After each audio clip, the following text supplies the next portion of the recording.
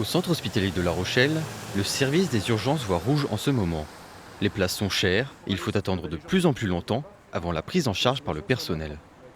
Comme on a un manque de lits effectifs sur l'hôpital, donc ça fait que les gens ils passent 15 heures des fois, sur 15-16 heures. Là ce matin j'ai monté une personne qui était là depuis 17 heures au niveau des urgences, que j'ai monté dans un service.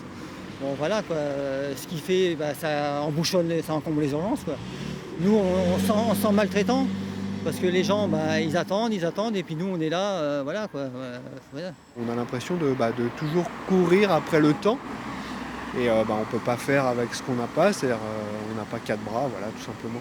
On est fatigué, mais on aime notre métier, donc on continue à travailler. Un mouvement de grève a donc été lancé par les syndicats de l'hôpital. L'activité reste stable grâce au service minimum et aux assignations du personnel, mais les arrêts maladie s'accumulent et l'inquiétude règne. Quelques semaines avant le début de la saison touristique et donc d'un surplus d'activité dans le centre hospitalier. Après, on va pas se mentir, on va passer un été difficile, ça va être compliqué. C'est pas ça qui va arranger le fait que nos collègues partent. Hein.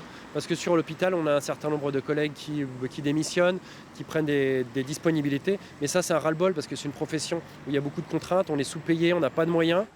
Une crise qui touche l'hôpital de La Rochelle, mais pas seulement. Pour ce représentant du personnel, une réponse politique au niveau national est nécessaire.